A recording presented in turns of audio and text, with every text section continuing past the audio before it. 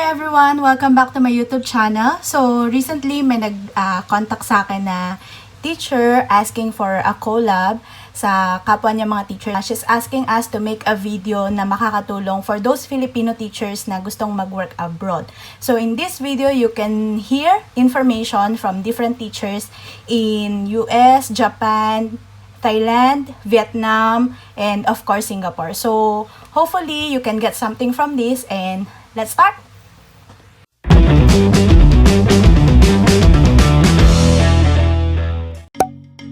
Hi, I'm Tin. I'm working here in Singapore for almost 5 years now. So, I was 23 years old when I came here. 1 year experience lang ako sa Pinas, then nag-abroad na ako. I'm a senior teacher, pero I'm still handling another class which is K2. So, yun yung mga bata na 5 to 6 years old. Hello everyone, my name is Alissa from Alissa's Lifestyle Vlog. I am a teacher here in Arizona, USA. I came here last 2016 with my family. I have made a video about my story on how I was able to apply as a teacher here in the USA. So please don't forget to check it out. Hello everyone, I'm Tina. I'm a primary teacher here in Ho Chi Minh City, Vietnam. I have been working since 2016, so a good 4 years. Hello guys, my name is MJ and I'm currently working in Pathum Thani, Thailand for almost 2 years. Hi, I hope that you're doing well right now and that you're staying safe and healthy.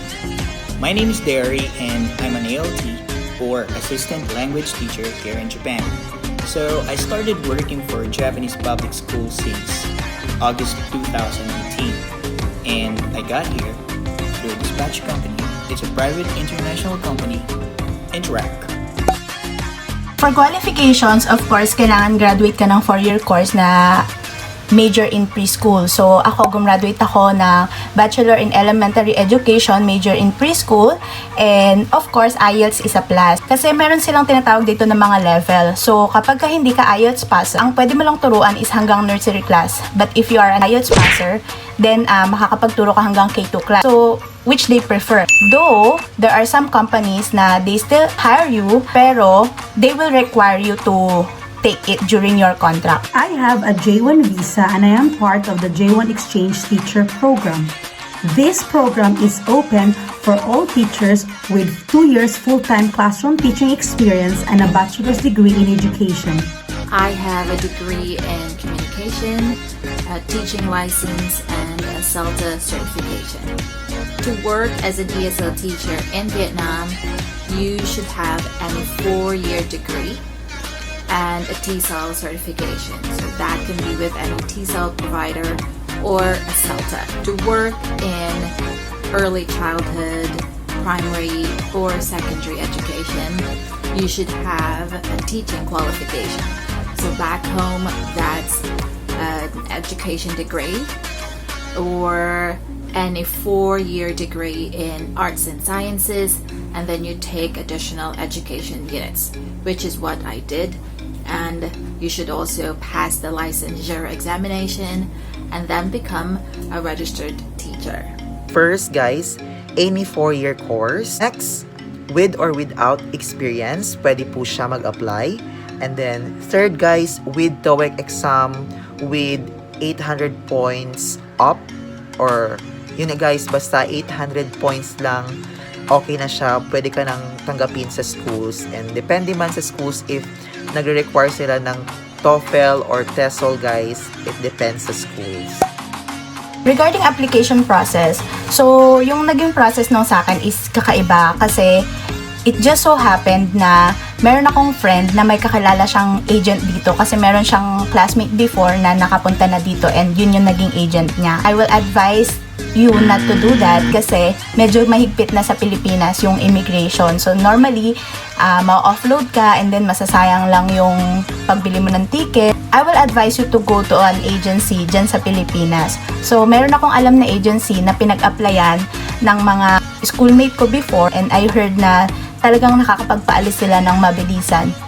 So ito yung link, Pami yung pangalan ng agency. You just try to search that agency and tingnan mo lang kung paano yung proseso nila. Regarding mga requirements, of course, you need your diploma, EOR. They will require you also to get a course description from your university, especially yung mga major subjects mo. Certificate na kompleto mo yung practicum mo sa Pilipinas while you were studying, and they also need your medical certificate na kompleto ka ng vaccine sa chickenpox at ang MMR.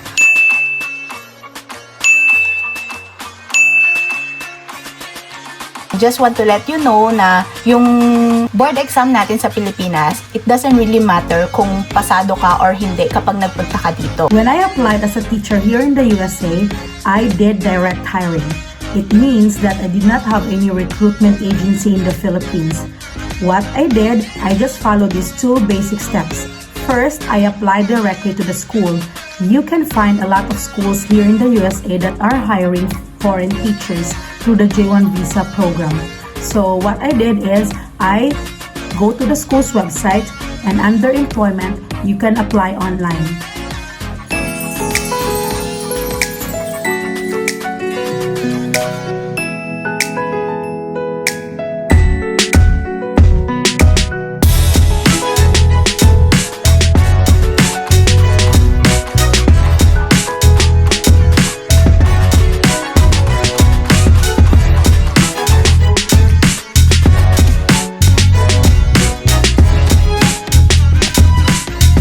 And I was offered with a teaching job position. After I was offered with a teaching job position, they connect me with one of the sponsoring agencies that is designated by the US State Department. Once I established connection with a sponsoring agency that will help me get a J1 visa, I was able to start my application for the J1 visa. For the complete steps on how to apply for the J1 visa, please check out my video in my channel. The application process to become a primary or secondary teacher is pretty straightforward, at least for most schools that I know. What you need to do is you need to go to their website, read the qualifications, and then submit your CV and your cover letter. In my case, I did that, but I also had a friend who worked at the school, and so he talked to the hiring manager and the academic team about me. So it's really good to have somebody in the school to help you with your application. Otherwise, then you go through the regular process, and that's submitting your documents, your qualifications via email, or if the school has its own hiring app or recruitment app, which we have now at the school, then you just need to download the app or go to the website and just follow the instructions on how to upload your documents online. So how to process your application, guys, in Thailand? First, pwede kayong mag-walk-in. Second, pwede kayong mag-online application. Third, pwede kayong with agency, guys. The application process. Now, if you wanted to land an ALT teaching position here in Japan, and if you wanted to be an ALT under my company, Interact, there's only one authorized agency in the Philippines. It's situated in Makati City. Alright, it's Jasham Recruitment Agency. You may go check my channel. I actually made a detailed application process for Filipinos. Alright, so that one is really useful. Please go check it out if you really wanted to be an ALT here in Japan. Alright, to secure all the things that you need to do, basically everything that you need to know. Alright, so please go check that out. Finally, the population of Filipino English teachers here in Japan is continuously growing, and I'm really proud of it. Alright, so if you really want to be one of us, please give it a try. It's worth it and it's life-changing. Salary, depende yun sa last drawn salary mo doon sa previous company. So, kung sa Pilipinas ka manggagaling at pumunta ka dito, normally you will start with the minimum. And sobrang laki na ng minimum ngayon compare sa nung nag-start pa lang ako way back 2015. So, ngayon, ang minimum nila is $2,600, which is $95,000 in a month. So, starting pa lang yan. After every contract, lumalaki yung sweldo mo. Of course, depende yan sa nagiging performance mo. Kung gusto ka ng boss mo or hindi. In terms of salary here in the USA, teachers have different salary scale because it depends on two things. First is your educational attainment. If you have bachelor's degree, your salary is much lower than those with a master's degree or a doctorate degree. The other determining factor is your teaching experience. The longer is your teacher experience, the higher your salary is. So your salary depends on how long have you been teaching. If you are teaching for 5 years, you will have a specific salary for that. And if you're teaching for more than 10 years, your salary would be much higher, of course. Here in the US, schools follow a salary schedule. So you cannot compare your salary to someone from New York and if you are in Arizona. The salary of an ESL teacher is very different from somebody who works at a proper school. For example, like a classroom teacher who teaches primary or secondary education or early childhood education. So let's talk about ESL teaching. For ESL teaching, the rate differs from time to time, but the range is usually from $17 to $20 per hour. And for teachers working in primary, secondary, and ECE or early childhood education, it depends on your qualification. Some teachers get 40 million dong to 60 million dong. How much salary I get, guys, as a teacher in Thailand? So, I'm earning 22,000 baht, excluding yung mga extra classes, yung tutorials, guys. So, yun. My base salary, according to contract, is 200 and yen. Alright. So, that's my base salary. My base salary during my previous contract is different from what I am receiving right now. We don't have any bonuses, but I do receive additional allowances for gas, transportation, a portion for my car rental fee, and allowance for head teacher position. Because I got promoted in less than a year as a head teacher. Sa benefits naman, iba-iba din, depende sa company. Just like the salary. So, kung paano kanila bigyan ng bonus, ng increment. So, currently, meron akong bonus at 13-month na nakukuha ko every end of the year. And then, January, meron kaming increment. So, yun yung depende sa performance mo. So, in terms of benefits, we are given 14 days of annual leave and 14 days of sick leave. So, sa annual leave, tumataas siya every year depende sa company or every after your contract, which is normally 2 years or 3 years. For our sick leave, meron kami certain amount na pwedeng gamitin for our check-up. Yung total cost nun, 10% lang nun ang babayaran namin. So, for example, nagpa-check-up ako and I spent $50. So, ang kailangan ko lang bayaran dun is $5. Then the rest, company yung bahala na magbayad dun. But of course, it's not the same as other companies. Other companies will just give you sometimes $250 in a year. And then kapag naubos mo na yung $250 na yon for your medical, then you have to spend on your own na. The benefits of an ESL teacher and a classroom teacher are pretty much the same. If you're a full-time employee, then of course you get the health insurance and you also get a housing allowance. The housing allowance is something that is only made available to those who work at a proper school. Unfortunately, you don't get that if you work at language centers. Benefits, guys. So, meron silang binigay na health insurance, may free check-up ka, may free hospitalization ka, guys. If nagkasakit ka, guys, meron silang binibigay sa iyo.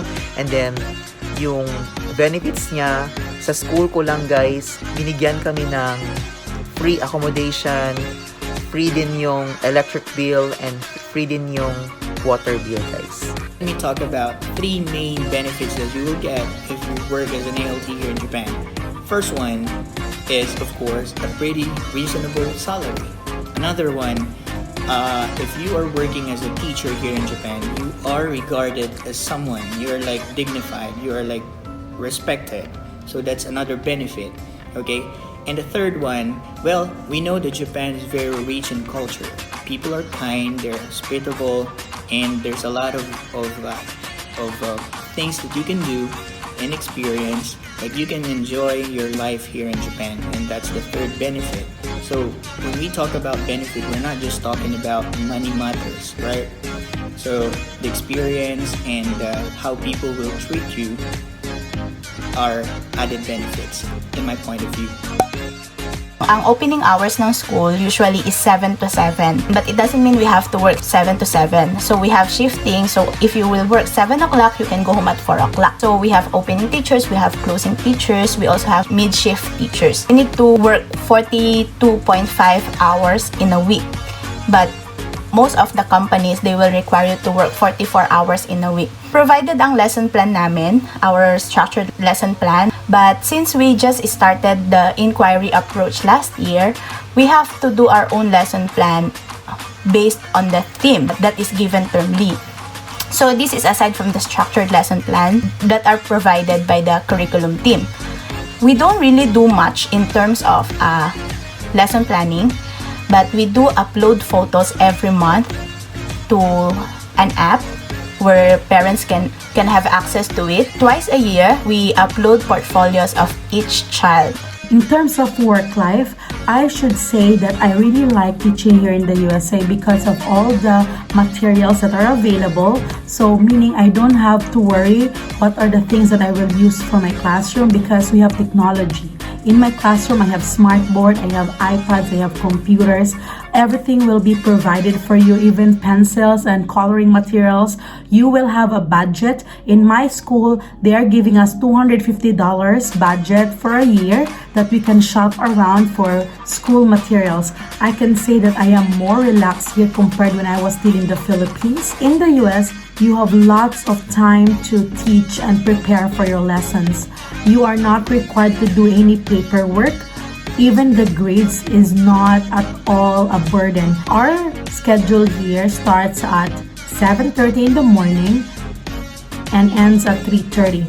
But our class is at 8:15 up to 3:15. The only pressure I have here is you really need to make sure that they are really learning the standards that they ought to learn. Even lesson planning is not that hard here because we already have a curriculum and we just need to follow what is given to us. If you want to know more information on how to apply as a teacher here in the USA, please don't forget to check out my channel at Alissa's Lifestyle Vlog and join our Facebook group at Filipino Teachers Unite in USA for you to be updated of the current trends and if there's a job opportunity available for you. So please check it out and please follow my Instagram as well. Thank you so much, guys, and I hope to see you in my channel.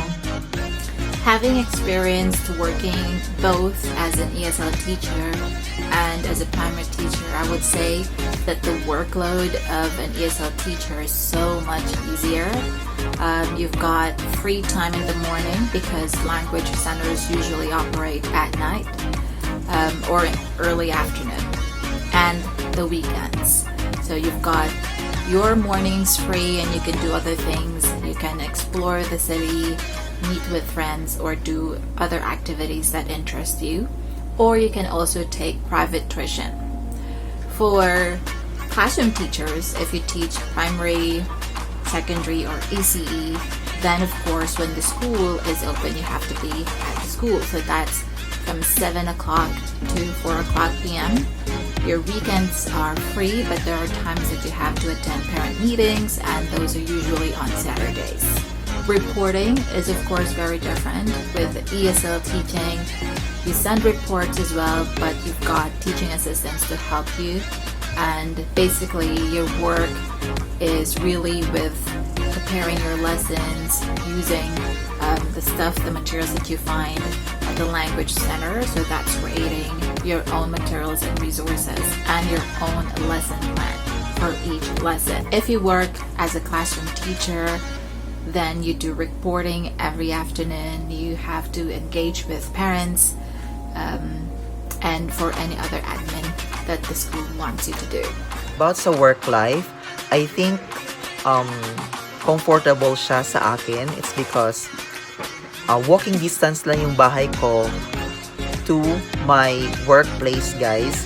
And then, yung school environment, yung co-workers ko, guys, very okay sila, and sometimes very kind sila, guys, sa mga foreign teachers nila, especially if you are an English teacher or if you are teaching English, guys, kasi parang eager sila mag-learn ng English. And I'm working from 7:30 to 4:30 p.m. guys, from Mondays to Fridays, guys. So yun na, guys. And then yung class hours ko or yung class load ko, guys, umaabot lang siya ng 21 hours a week, 'di ba? So meron akong araw na walang pasok pero tambay lang sa school, yung parang mag-observe ka na lang if meron kang mga paperworks. So yun na, guys. Basically boils down into two roles. First, a language instructor, and the other one is a cultural ambassador. Right now, I'm working at 5 elementary schools and 1 junior high school. For elementary school, our role is to make the students feel that learning English is fun and interesting. So it's like learning in the context of fun. For junior high school, it's making them feel that learning English is useful and that we gotta need this for international communication. So my work as a cultural ambassador basically is to help students develop a sense of appreciation towards other cultures from other countries. I work from Mondays through Fridays, up from 8:30 in the morning down to 3:30 in the afternoon. I have 4 classes a day, where each class runs for about 45 to 50 minutes. 45 minutes for elementary schools and 50 minutes for junior high school. I'm so happy with my schedule. Like, it's so light compared to my schedule back then in the Philippines. Because back when I was in the Philippines, I used to teach like 6 to 8 hours a day. So my schedule here in Japan is really, really light. But hey, this schedule depends on your contract between you and your Board of Education. Lesson plans are already created, and the lesson plans are already provided by the government. If you wanted to be more creative and if you want to implement something, then that's the only time that you need to prepare for something. All you need to do is to assist the Japanese teacher, give them ideas, and teach together. So that's all for now. Thanks everyone for watching, and I hope na may napulot kayong mga information and ideas from different teachers na nag-share from this video. And please like, share, and subscribe to our channel. So we will be putting our link into the description below, and please don't forget to subscribe. We want to thank you for supporting us, and God bless you all. Thank you!